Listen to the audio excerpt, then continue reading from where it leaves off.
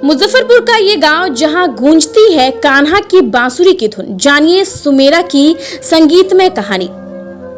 किसी ने सच कहा है कि प्रेम और कला जाति धर्म से ऊपर होती है। बांसुरी भगवान कृष्ण का वाद्य यंत्र है।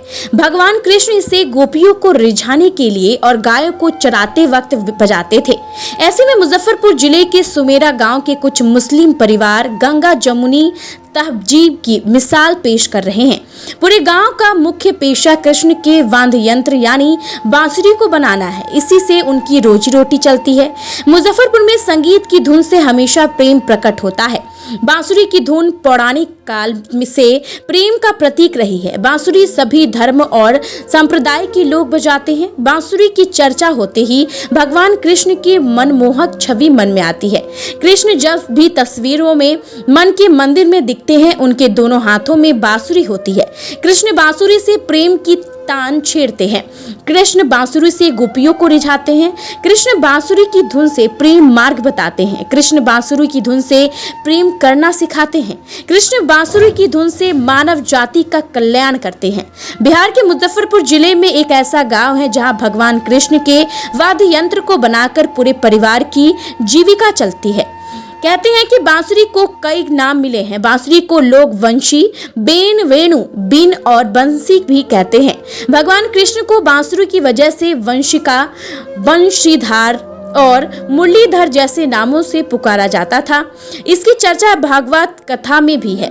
कहा जाता है कि कृष्ण ने अंतिम समय में राधा के काफी मनोहर करने के बाद बांसुरी बजाई थी। उसी बांसुरी की धुन सुनकर राधा ने प्राण त्यागा। उसके बाद कान्हा ने उसे बांसुरी को झाड़ियों में फेंक दिया। मुजफ्फरपुर के सुमेरा गांव में यहाँ बांसुरी हजारों लोगों की जीविका का साधन बनी हुई है। जिले के कुढ़नी प्रखंड के बड़ा सुमेरा मुर्गी याचक गांव में जब आप प्रवेश करेंगे तो हर घर में बांसुरी की धुन सुनाई देगी। इस गांव के कई लोग 4 पीढ़ियों से बांसुरी बनाने के काम में लगे हुए हैं।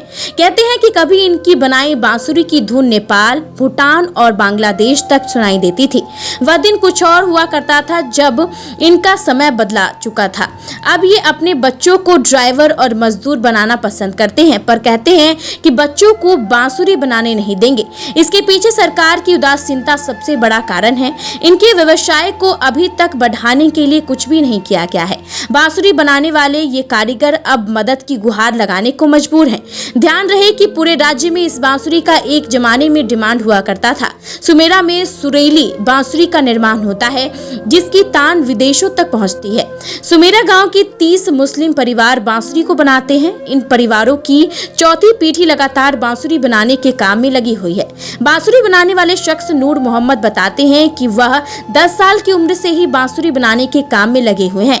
मान्यता है कि द्वापर युग में कृष्ण के हाथों में रहने वाली बांसुरी नरकट की होती है, इसलिए इस गांव के मुसलमान कृष्ण जन्माष्टमी का बेसब्री से इंतजार करते हैं। गांठ रहित नरकट की लकड़ी से बांसुरी बनाना आसान होता है।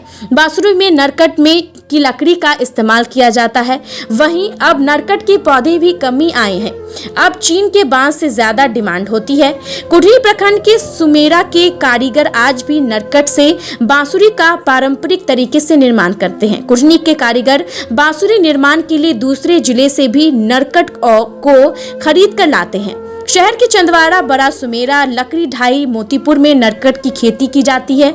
गांव के कारीगर मोहम्मद रिजवान ने बताया कि 1 रुपए में नरकट को खरीद कर लेकर आते हैं। वहीं एक बांसुरी को बनाने में 4 से 5 रुपए तक का खर्च आता है। उनका पूरा परिवार दिन भर 100 से 110 बांसुरी का निर्माण कर लेते हैं।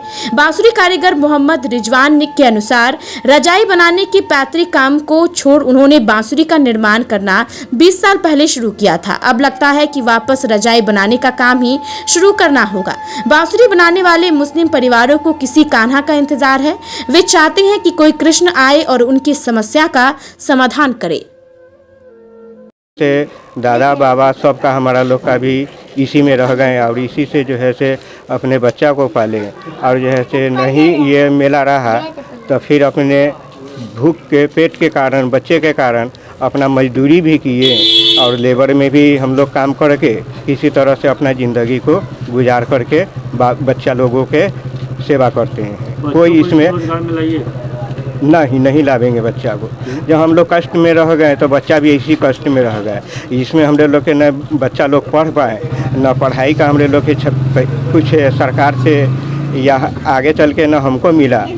हमको मिलता तो आगे चल के बच्चा के जो है से हम लोग कामयाबी के हासिल में बच्चे लोग के ऊंचा जगह पर रखते। लगता है आपको कि आपकी पीढ़ी के साथ बांसुरी भी विलुप्त हो जाएगा, लोग जान भी नहीं पाएगा छोटा बच्चे की बांसुरी होता है। जी, उसके लिए क्या कीजिएगा? छोटा बच्चा के लिए जो है ना से अब ये बंद कर देंगे, वो लोग के नहीं देंगे। उसे बेहतर मजदूरी करके खा लेगा ना तो उसका अच्छा रहेगा और उसका बच्चा भी आगे चल करके प्रवेश कर जाएगा। ये धंधा में रहा ना तो हम लोग कुछ नहीं किए और सरकार हमरे लोग के कुछ दिया नहीं। बांसुरी बजाने के लिए जो मटेरियल आता था पहले और अब में कितने का अंतर है? अभी मटीरियल बहुत हो गया ना। वो पहले का हमरे लोग के पास में मेला के अंदर में बिक्री है, ना उतना जो है से आमद आती है और ना उतना मटीरियल का पैसा है कि हम वो मटीरियल लावें। और बाहर से जो बांसुरी आता है वो उतना हमरे लोग के पास में औकात नहीं है, कैपेसिटी नहीं है कि हम बांसुरी को ला करके बनावें। नरकट कहाँ से? नरकट अपना देहात से लाते हैं कीन उन के। अपना जगह अपना ज़मीन कहीं कुछ नहीं है। अगर अपना रहता जी लागत निकल पाता है? लागत तो वही निकलता है कि खा करके सिर्फ जिंदा है, अपने बच्चा को पोस करके रख रहे हैं। नाम क्या है आपका? जी, नाम नूर मोहम्मद। तो गाँव है आपका उसका? ये बड़ा से मेरा मुर्गिया चौक है।